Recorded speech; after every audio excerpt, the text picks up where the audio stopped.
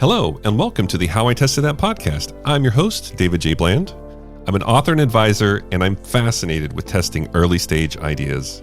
I've helped companies all around the world, and in this podcast, I connect with entrepreneurs and innovators who had the courage to test their ideas with real people in the market, with sometimes surprising results. Please join us as we explore the ups and downs of experimentation together. Today's guest is Ali Jiwani. He's currently the co-founder of Slay School, an AI-powered educational product that helps students quickly study and learn relevant material. Before Slay School, he co-founded Rally, a social video platform that was backed by Y Combinator. Actually, the idea of Slay School was seeded at Rally and how educators were using the platform. In this conversation, we talk about how he looks at trends and data to predict what will work and what won't. I came away from this episode thoroughly impressed by his sheer speed of learning and his focus on testing his product vision against reality with customers in the real world. Welcome to the podcast, Ali. Hey, David. Good to be here.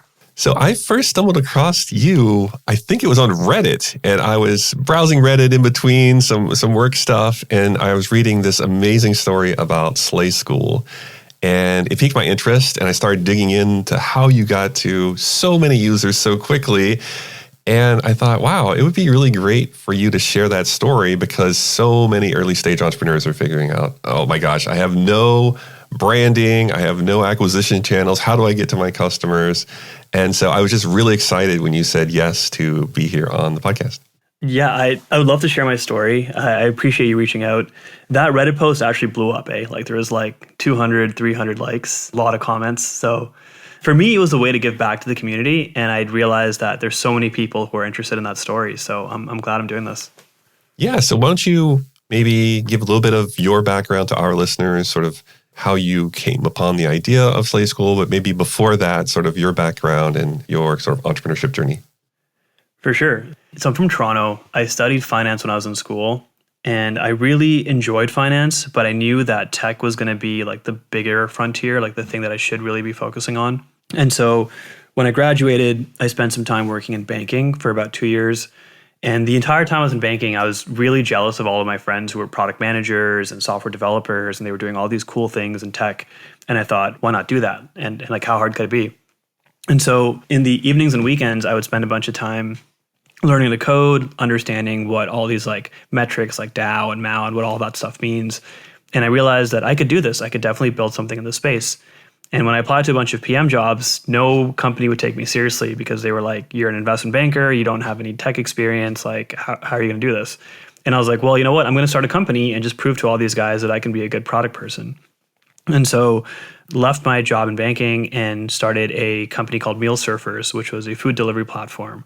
It was kind of my first real foray into entrepreneurship. Like I tried a couple things in university, but that was like the first time where I was like, this is going to be legit.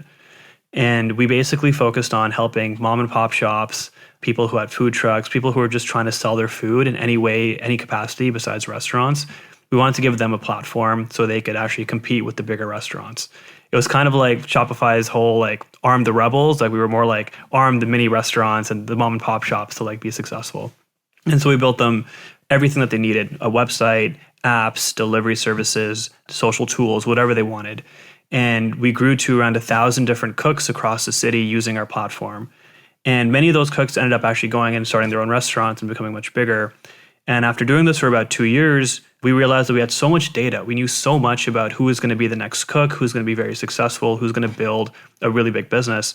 And we ended up selling that entire company and that data channel to a fund that was then going to back Uber Eats and a bunch of other companies that were coming into Toronto at that time. So that was a really cool play, really good like business model that we had created. And then after that point, I decided now I'm ready to take on a product role. I moved to Berlin, took on a head of product role with a company called Zalando, which was like the Amazon equivalent over there. Like they were selling a lot of stuff online. Did that for a year, moved to the UK because I thought the UK scene was much more exciting. Spent about 3 years working in healthcare and didn't really do any like true entrepreneurial things. I kind of just did a bunch of stuff on the side. But then COVID hit and I was like, this is the big inflection point. Like this is where things are going to change and I got to build something. And so around 2020, we started a company called Rally, which was like a video tech business. We essentially made it easier for people to have fun on their video calls as opposed to just a Zoom call where you're just kind of talking one-on-one. And we grew very quickly. We almost hit $1 million ARR within the first year. We started consumer, went into business, and I can talk about like the differences and stuff there. But grew very quickly, got into YC, raised a bunch of money, and then didn't realize that COVID was going to essentially end and that our customers were going to leave. But that did happen, unfortunately, in 2022. And then we started a bunch of different ideas on pivots. And that's kind of where Slay School came from, where it was like, how do we actually build something with the new trend, which is AI? And how do we capitalize on education, which is, I think, one of the most important areas that need dynamic transformation. And that's kind of where Slay School was born. So there's so many winding parts of that journey, but what I loved hearing about was how you use data to maybe as a leading indicator of what behavior will be. Maybe backing up a little bit with the meal startup, what were some of the things you would see to determine if someone was going to be successful? How did you stumble upon that? That's a great question. So a lot of it comes down to, it's really three things. One is, how does the person who's cooking or making the food depict the food and themselves, right? So is there a story? Is there like a persona? Like, can I get behind this, right?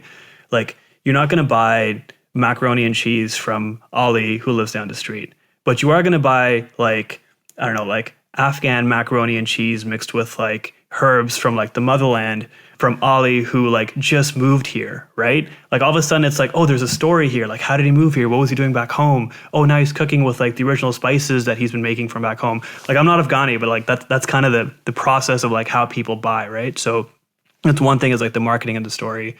The second thing is like the area. There's different suburbs and different like pockets within any city that have specific types of people who want to eat specific types of things, right? So you might have like a vegan area or a predominantly gluten-free area, or even if you're like talking within like cultures, there's like kosher and halal and like all sorts of other backgrounds like that. And so if you can cater to those areas and identify that certain restaurants aren't serving those localities, then all of a sudden you have, again, like a big uptake potential.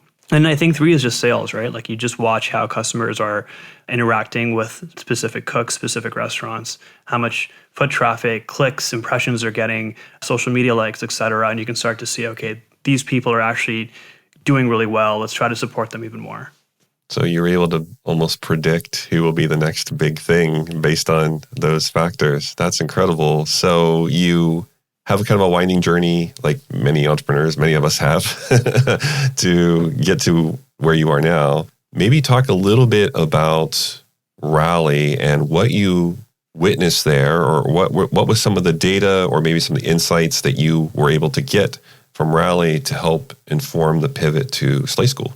Yeah, so Rally started because me and my two co-founders at the time were on a 30-person Zoom call. And it was COVID. It was like the very beginnings of COVID. And we couldn't leave the house. We couldn't go anywhere.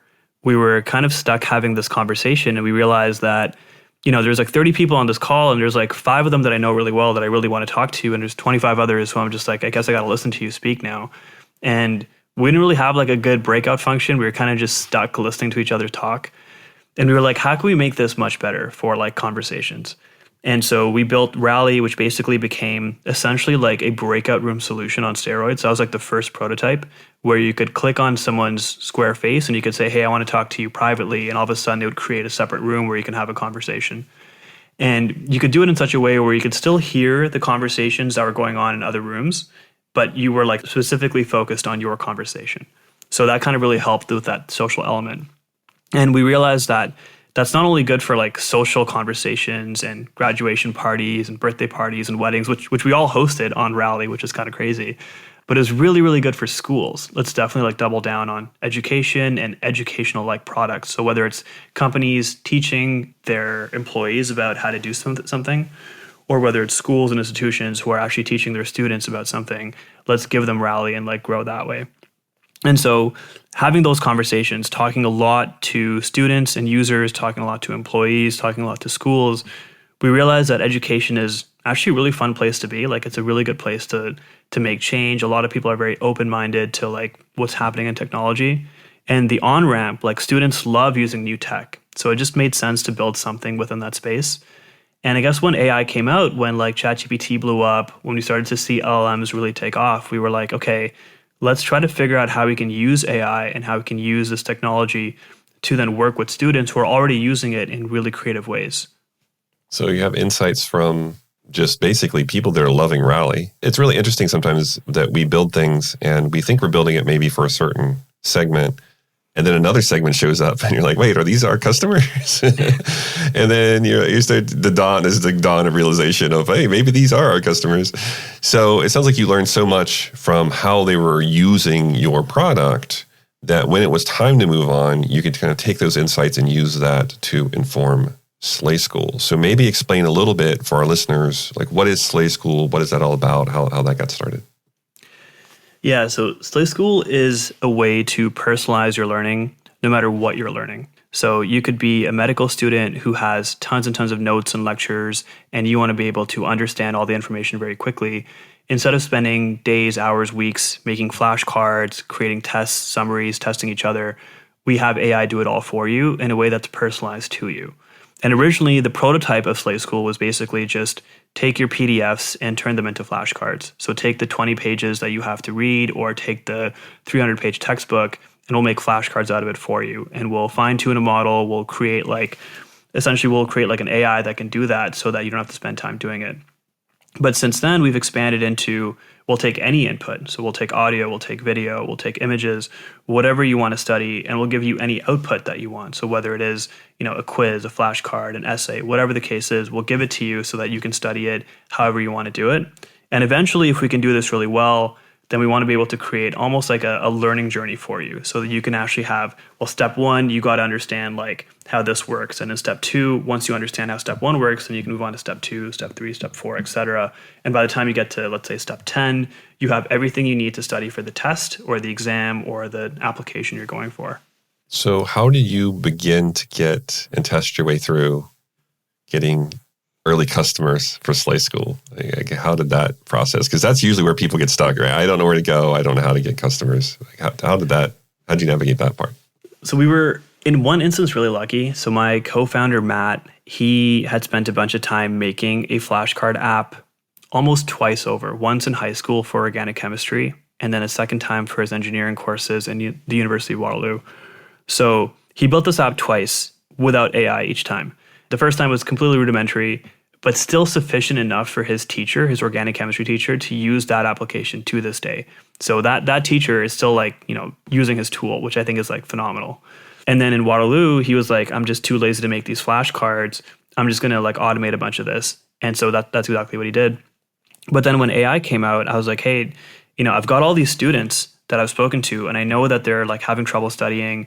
The COVID pandemic really, really harmed how they're understanding and retaining information. Can we maybe do something in the crosshairs between AI and education? And he said, well, I've got this flashcard app that I've built.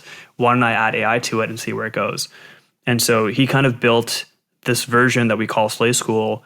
And I was like, I'm going to give it to every single student I know. So I gave it to my law friends. I gave it to my engineering friends. I gave it to my med school friends.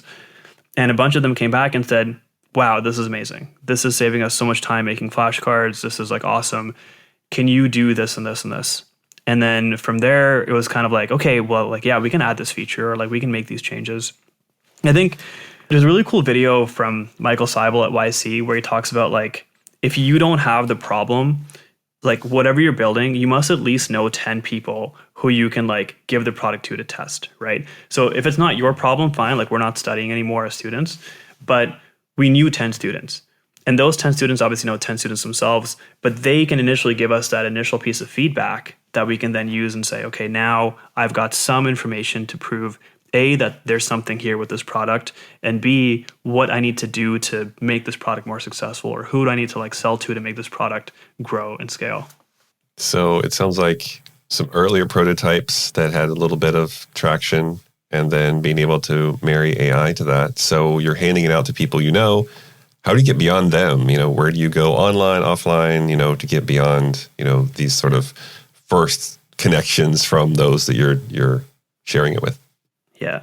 There's actually 2 points here before I go on to how do you get on to, more than the initial set of users. That initial set of users, I think a lot of people end up spending time trying to be perfect with their product. And I think we gave people a very scrappy product, both with Rally and with Slay School. The product literally broke, I think 5 out of 10 times. And I think we were completely okay with that. And I think they were okay with it. But I think it's really important to get like an almost broken prototype out, because I think people want to use something and they want to know what you're kind of going after. And I think the second part of that comment is almost, the other side of it, which is now that you've given it to 10 people, now that they've seen how broken it is, that's kind of done. You've burnt those 10 users. Like now you can't go back to them over and over again with like improvements and get like really good insights. Like you'll get insights, you'll get feedback, but you won't get good insights. You got to find 10 new users to actually give more of that information to. And so once we had given away this broken prototype to our closest friends, we were like, let's fix up the things that they told us to and go to a new set of 10 users. And so we actually then went to Reddit and we said, hey, let's find Reddit communities that are very similar to our friends and like post there. And our message was basically, we have this product. We are building it completely for free. We want you to test it out. We're not going to charge you anything. We just want feedback on it. And, we posted in various groups, but the med school community really liked it. And so they were like, okay, let's definitely like give this a shot. There's like a lot of different med school communities within like Canada, US, etc. So we like went to like every single subreddit. And we went with our own Reddit accounts. Like we weren't trying to like create new accounts and like, have like make it like spammy. It was more just like, hey, like we really just we're curious. We just want feedback. And a lot of people responded, and we took those people, we asked them to DM us. And then from those DMs, we like got their emails, gave them like access links to like the product, added them to our Discord. That's kind of how it like initially grew. Oh, okay. So you also had Discord. How did Discord help complement what you were doing with Reddit for that initial acquisition? I'm actually going to give you our like actual Reddit strategy, and maybe that's going to help a lot of your users. So a lot of people, what they do is they post on Reddit and they say, comment if you like our product or like tell us if you want to see it. But the truth is, like, you want to get people into the DMs, because once you get into DMs, you're building a relationship directly with them. So all of our posts were like, DM us if you want this product. And when they would DM us, we would do one of two things. We would say, either give us your email and we'll send you a personalized email with like access to the product, or join our Discord. And if they didn't want to give us their email, because a lot of people on Reddit are very like anonymous prone, they would go and join our Discord. And on Discord, what we would do is we would have like our main channel where like anyone could talk and give us feedback. But as soon as somebody would join, we would create a separate group with them. And we would say like, hey, welcome, username, blah, blah, blah. Thank you for joining our Discord. Here is access to the product. Please give us feedback. The more feedback you give us, the longer we can extend your free trial or whatever the case is. And that way we got tons and tons of really, really fast feedback on our Discord and a ton of really good feedback on our emails. That's really insightful strategy. So getting people to DM and then use that to link to Discord, and then also nurturing them there. I imagine this took some time to do. How many weeks, maybe months did you spend on this, getting these initial folks like kind of into your Discord? So I think prototype was launched early to mid-October. And I think our first paying users came in early November. And I think, so maybe like 2 to 3 weeks of like actual testing and validating.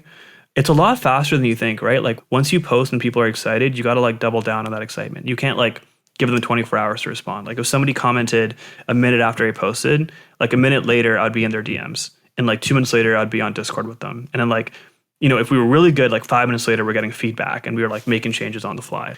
You almost want to be there with like your laptop and your code out, and you want to be like ready to like make changes as soon as you get feedback, because there's nothing as good as like being super relevant and super timely to a user, because then they feel like, oh, these guys really do care about me. So really quick feedback loops here. And we were talking minutes of getting them into the Discord and then being able to incorporate their feedback. That's a really quick turnaround. But that also makes sense, because that's how you're able to get to where you are in just a month or two. So that's really, really insightful. So you go through Reddit, you start DMing people, or you're getting people to DM you, you bring them into the Discord, you create a group, you get feedback, you incorporate these changes into the product. How are you thinking about, okay, this is working so far, we've worked out some of the kinks with the issues. Where do you go from there? Like, how do you test something bigger from there? It's a good question. I think you always have to keep asking, like, what does the user want? Like, what is the holy grail for the user, right? In the case of education, like a user is just looking to either learn as much as they can as fast as possible, or in some cases are just trying to almost circumvent the education system and just get to the end result, which is like doing well under exams. Like, I'm not sure if you remember this in school, but a lot of the times teachers would give you homework, that had nothing to do with the exams. And then you do well in the exams, but these exams had nothing to do with your career. And so it's like there's so many like mismatches within the education system where it's like, why am I pushing paper so I can like just get the grade so I can maybe get a job that's completely irrelevant to the grades that I got?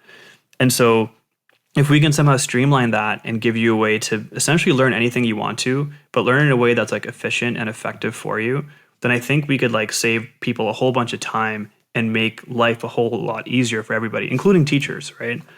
And so when that's kind of the holy grail, then you kind of work backwards from like, okay, well, how do I get to that holy grail? Like, how do I talk to users to understand, what they feel like is an inefficient study method or what they feel like they wish they could do better?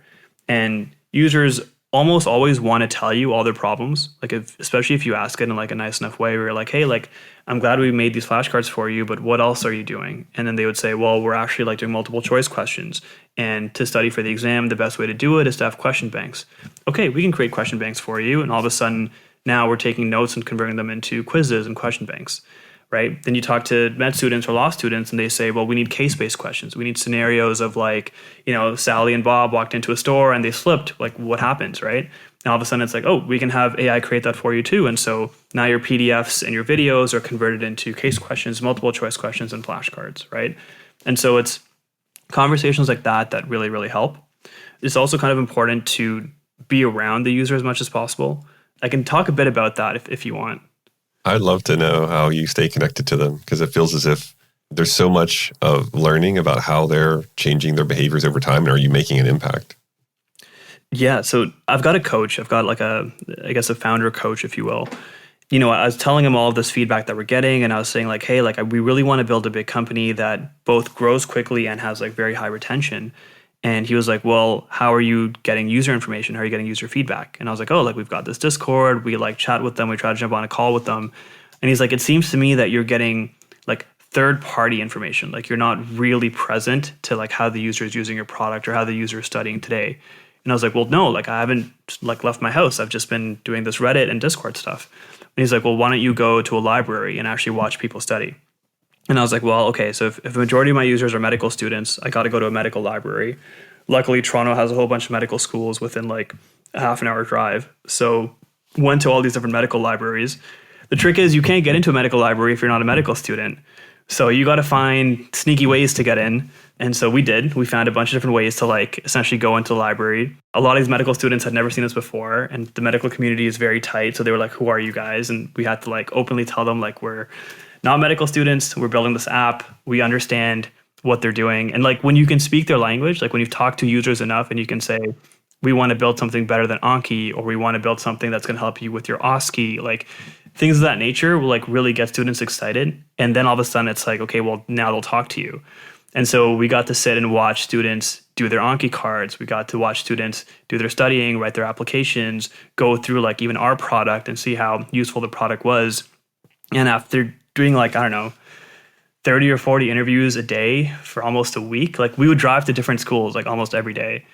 We got a ton of different data. And that's when we were like, okay, like we've got something here. Let's now take this feedback and actually like build something that could be really, really helpful. That's incredible. Like you're just so focused on the mission here. I think if I asked a lot of entrepreneurs to do that many interviews a day, they would say it's impossible. There's no way I could do that many a day. So you have all this feedback. How did you start sorting through it? I mean, I imagine you had a lot of contradicting, conflicting information and quotes. How did you start to maybe see themes emerge or find something that's going to help you really push it forward? Yeah, that's tricky. The good thing is like we really enjoyed our users. Like I've built products before where like I've not had fun talking to users, but we really enjoyed talking to students, especially the ones that were like very aspirational, the ones that you could see are going to definitely change the world, if not change their own trajectories. And so we were like, okay, well, how do we take all this feedback? How do we read through it? We put like an entire Notion doc together. I'm not going to lie, we put some of that information into ChatGPT and we're like, hey, like find commonalities, find themes that are like interesting. But weirdly, like once you have enough of these conversations, you kind of know what students want and you can kind of like take that information and build it. Like it's important, I think, to quantify, but there's something about just like understanding the user so deeply where you're like, I actually think I know what I need to build for you. And after like, hundreds of these conversations, we found that there's one thing that a lot of students were doing, which was they would have like multiple tabs open on their Chrome browser or whatever browser they were using. And they would have like their main study place, which could be like Notion or whatever else. And then they would have like multiple tabs for the content, for their PDFs, for the lectures, whatever they were doing. And they were just jumping through all these things. And there was like, almost like they were like losing track of what they were studying. There was like, almost like they were like getting prone to ADD because of how much switching that they were doing. And we were like, well, it's very clear that we need some sort of way to sit on top of all of these tabs. And it became clear that like a Chrome extension would be like the way to go. And so if you had a Chrome extension where you could open up whatever piece of content you wanted, you could scrape all of that information and turn it into your flashcards, your quizzes, or whatever else you were looking to do. And then you could either keep within that Chrome extension, study those cards and information, or open up our app separately. That could really help you study. And I think we kind of like realized that as we were watching their workflow, as we were watching them like actually figure out what they were trying to do. But it wasn't until we actually sat down with them and like literally spent like an hour walking them through or watching them work and then walking them through our new idea that we were like, okay, this could actually work. And that's kind of what brought the Chrome extension out. Yeah, I love that. I love how you're not necessarily asking them to solve the problem for you. It's more of a combination of I'm talking to them, I'm understanding their pain points, I'm observing them, how they're actually working. Because sometimes people say they're working away and then you watch them and you're like, that's not quite what you explained to me. Yeah. And then be able to take that away and say, okay, I think I know how, or how we think we know how we could potentially solve this. And it seems like you were pretty flexible on ways you could solve that. Yeah. And I think it's also helpful. Like I'm not the only one thinking about this, right? Like I've got my co-founder who's also watching this stuff go down, and him and I are brainstorming as we're like thinking about this as to like, what we can do. And then the student themselves, they have some idea of like how technology works. So they're also able to provide their own input. And so you now have essentially three minds working on the problem, and you're coming up with like a solution that way. When we were building out this Chrome extension, like we actually flew to San Francisco because we had this specific user. His name's Kevin, and Kevin really he really wanted this product. He's like, man, I love what you guys are building, but I can't use it because it's another product in my like repertoire of like a ton of different things that I'm using. But if you build a Chrome extension, I would be more inclined to use it because none of the other products have one. And I was like, we got to fly and talk to this guy. So we flew, we spent 2 hours with them, we bought him lunch, and we just like literally like during lunch, we like moved our food aside, brought out our laptops, and we're like, hey, like let us show you like our development code, let us show you like our prototype, and you tell us like what's working and what's not working. And then for the next week while we were in San Francisco, every day we would text them with like screenshots or Loom videos of like, here's, the updates based on what you said. And he would say like, yeah, this works. And then that's kind of what brought about that specific product. Like we found that power user and we just like tripled down on like how to make it really powerful for them.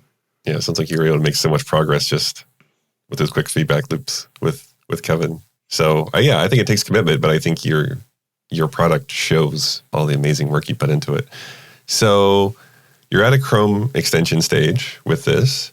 How does pricing start to fit in? Like, how do you begin to even think about pricing? Maybe explain a little bit of how you're testing your way like beyond the early Chrome extension.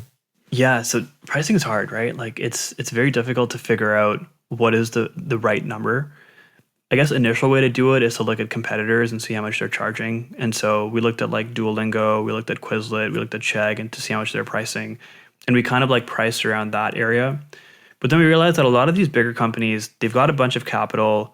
They can charge as low as they want to, and they don't have to worry about retention curves and kind of worry about like churn and stuff as much as we do, because everything is so much more important to us since we don't have unlimited capital.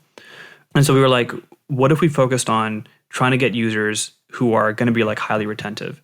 And that means instead of putting like a low monthly price, we put up a very high monthly price, but a very low annual price. So now you're forcing the user to not only see that it's much better to save if you pay lower for the annual plan, but also now that you paid for the annual plan, you have a reason to use our product, give us feedback, help us grow more than any other product since you're kind of invested in like our business. And so we went with that approach. And we saw a lot of competitors do the opposite, where they were charging a very low price per day, per week. And I think that's great for like a short-term cash grab, but that doesn't really get you the right level of retention, which I think is super important in building like a sustainable product. I often keep referring back to pirate metrics that I think I picked up early stage when I moved to San Francisco, which was acquisition, activation, retention, referral, revenue, or you could flip the last two and you could say, revenue, referral. But that always stuck with me as well, where do I focus in this part of the journey? Am I still trying to get customers in and just seeing if they're engaged with our value prop and with our early stage MVP? And then it becomes a quick question of, well, will they stay after they use it? And then will they refer others? And can we make money? So it feels as if you focus more on retention because you're trying to change study habits, you're trying to have recurring revenue, and it feels as if retention at this time in your journey was the right thing to focus on.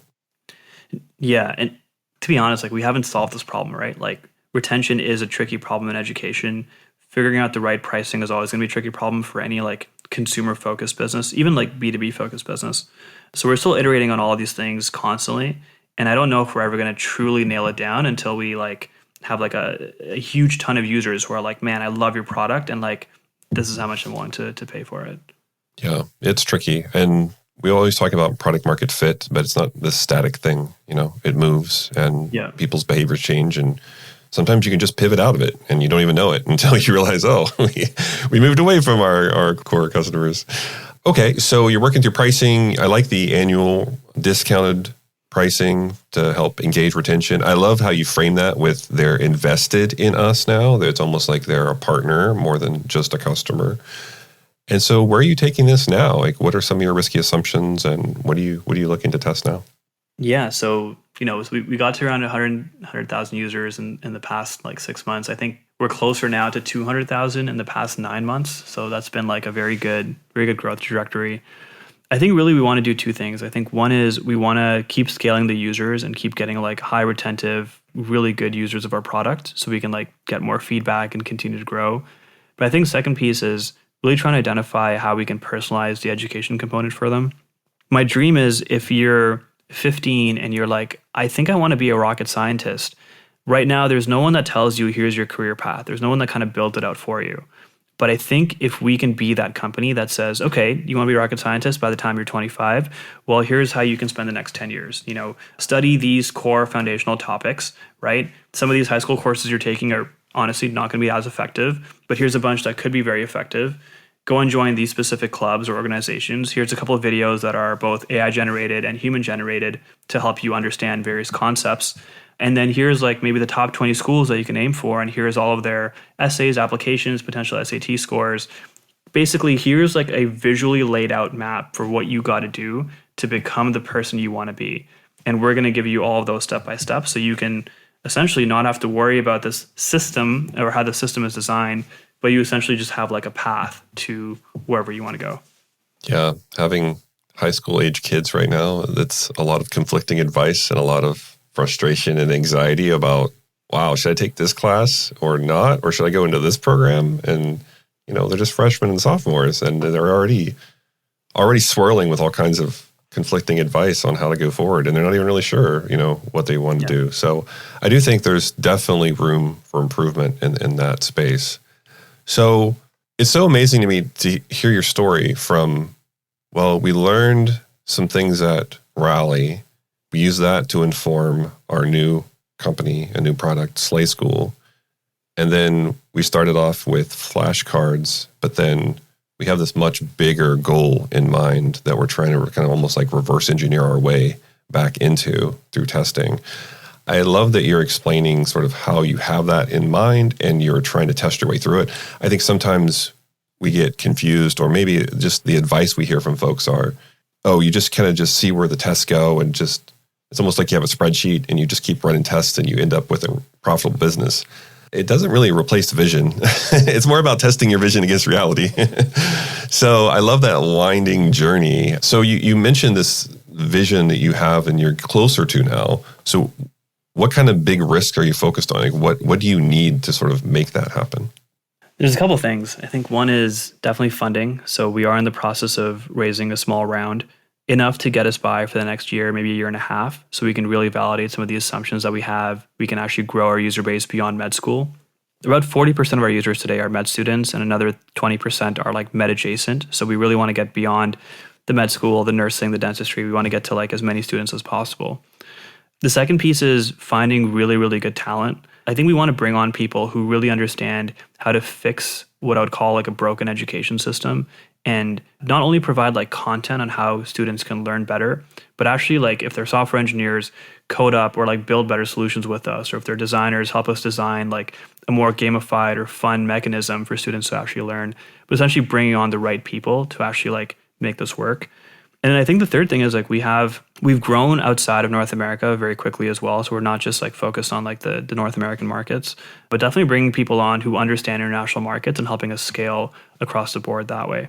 Thank you. Thank you for sharing that. So hopefully one of our listeners can help or direct you to someone that can help with some of those. I want to thank you so much for sharing your story. I know you're really giving back is really important to you. And so I love that you spent time here giving back today. If folks want to reach out to you, they want to get in touch with you after they listen to this, what's the best way for them to reach out? You can just send me an email at ollie@slayschool.com. That's slayschool, SLAY school.com. Thanks. Well, I appreciate you so much for sharing your journey, and definitely reach out if you want to connect with Ollie. Thanks so much for sharing your story with us today. Cool. Thank you, David. Appreciate the time. Thank you for listening to another episode of How I Tested That, where we share stories about experimentation, tips, and tricks. If you learned something new, please recommend us to a friend or colleague. And remember, keep testing your ideas.